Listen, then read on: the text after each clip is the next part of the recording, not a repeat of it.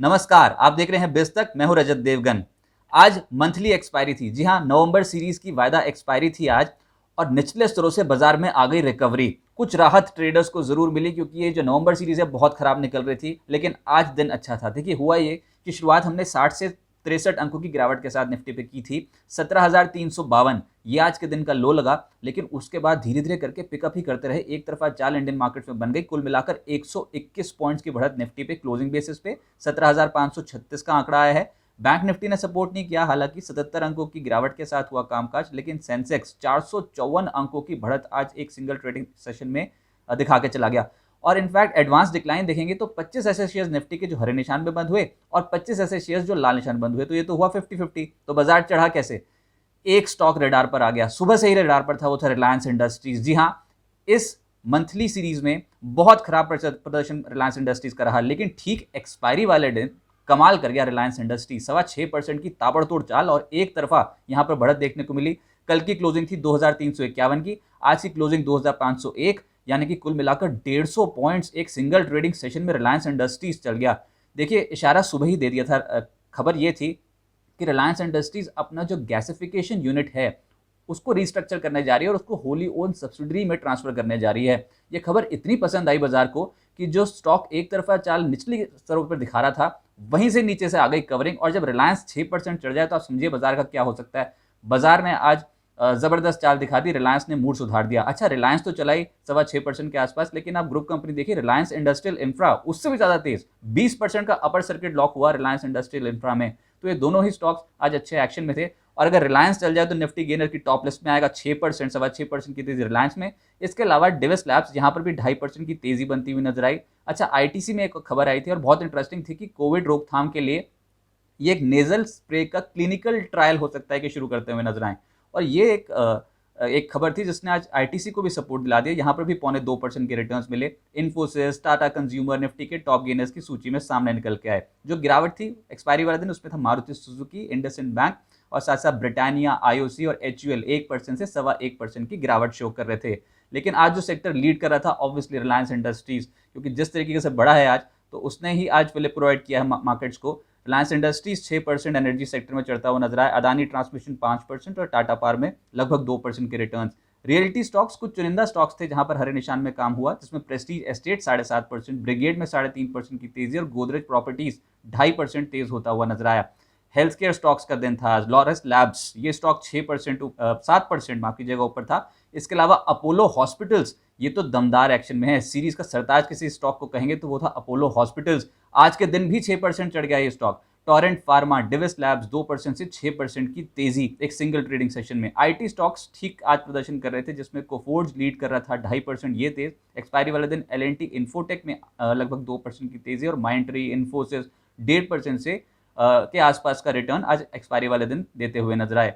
अच्छा, mid cap gainers की सूची में सबसे ऊपर तो पाएंगे रिलायंस इंडस्ट्रियल इंफ्रा को आप, 20% का अपर सर्किट लॉक। इसके अलावा आर्ट सिस्टम में 20%, एजिस केमिकल, एजिस लॉजिस्टिक्स यानी कि 17% ये ऊपर। जैकॉप एक और स्टॉक जहां पर 13% की तेजी बनी। जिंदल पॉली, वेल्सपन कॉप, ग्लैक्सो 8% से 10%। लाओपाला, सुप्रजीत, प्रेस्टीज एस्टेट्स और नीलकमल, लॉरस लैब्स जैसे स्टॉक्स हैं 6% से 8% के रिटर्न्स एक सिंगल ट्रेडिंग सेशन में। मोस्ट एक्टिव स्टॉक्स की सूची में टर्नओवर के लिहाज से ऑब्वियसली रिलायंस 4,799 करोड़ का कारोबार और 6.25% स्टॉक में तेजी, 150 अंकों का उछाल। इसके अलावा पेटीएम इंटरेस्टिंग है, 2,340 करोड़ का कारोबार यहां हुआ और लेटेंट व्यू एनालिटिक्स 1,457 करोड़ और वेदांता में 1,455 करोड़ का कारोबार। अच्छा, ये जो नई लिस्टिंग्स हैं पेटीएम और लेटेंट व्यू, ये अब अच्छा प्रदर्शन करने लग गए हैं। इनफैक्ट लेटेंट व्यू तो जब से लिस्ट हुआ है तब से लेकर अब तक upper circuit to upper circuit ही चल रहा है। 20% अपर सर्किट आज भी लेटेंट व्यू एनालिटिक्स में लॉक हुआ।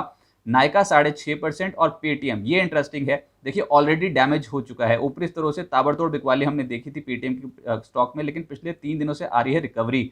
1,271 का लो था हाल फिलहाल का, और अब जो क्लोजिंग आई है वो अपने लो से लगभग 41% रिकवर करता हुआ नजर आया है। 1800 के लेवल तक पहुंचा है, तो पेटीएम कहीं ना कहीं रडार पर आ गया है। आज भी 2.5% इस स्टॉक में एक्शन देखने को मिला। एफएनओ वायदा कारोबार, ये इंपॉर्टेंट इसलिए क्योंकि आज नवंबर सीरीज की एक्सपायरी हुई, तो ये देखना जरूरी है कि कौन से स्टॉक्स का प्रदर्शन बेहतर रहा। एक्सपायरी वाले दिन आइडिया चढ़ गया 7%, वेदांता में लगभग 6.5% का रिटर्न। इंडिया बुल्स हाउसिंग 6.5% ऊपर, और वायदा कारोबार में अपोलो हॉस्पिटल यहाँ पर भी 6-6.5% का मूव मिला। लॉरस लैब्स और रिलायंस इंडस्ट्रीज ऑब्वियसली 6% इन दोनों स्टॉक में। इसके अलावा जो गिरे उसमें सीमेंस, बाजार को बिल्कुल भी नतीजे पसंद नहीं आए और 4% इस स्टॉक में गिरावट देखने को मिली। इंडिगो 3.5% लुढ़का, मेट्रोपोलिस, इप्का लैब्स जैसे स्टॉक्स 2% से 2.25% के आसपास का गोता लगा गए, और फर्स्ट सोर्स सॉल्यूशंस और एयू बैंक यहाँ पर भी 2% की गिरावट देखने को मिली। बाजार की तेजी में कुछ ऐसे स्टॉक जिन्होंने 52 हफ्ते का उच्चतम स्तर छू लिया, उसमें Welspun Corp, Adani transmission, Shelley hotels और ग्लैक्सो को पाएंगे आप। KEI industries, TCI express, Trident और टीटीएमएल भी कुछ ऐसे स्टॉक्स हैं जिन्होंने आज 52 हफ्ते का उच्चतम स्तर छुआ।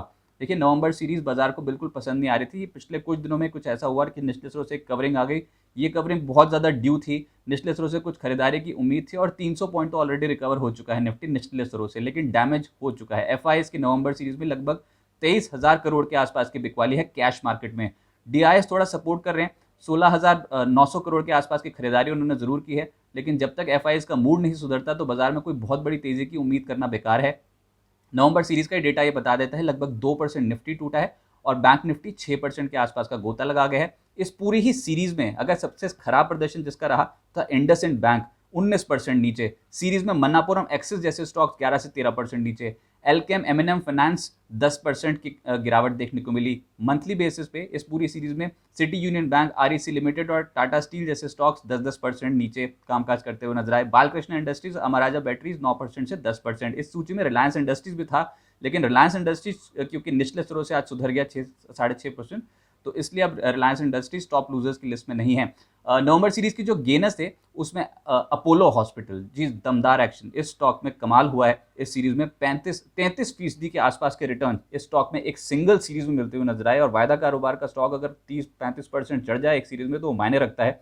अदानी एंटरप्राइजेस 26% उछला, वेदांता आइडिया 20-22% उछले, एस्कॉर्ट्स, एल&टी टेक्नोलॉजीज और जील 14% से 18% का रिटर्न देते हुए नजर आए। डेल्टा कॉर्प, टाटा पावर और टोरेंट पावर, ये कुछ ऐसे स्टॉक्स हैं जहां पर 12% से 13% के रिटर्न मिले।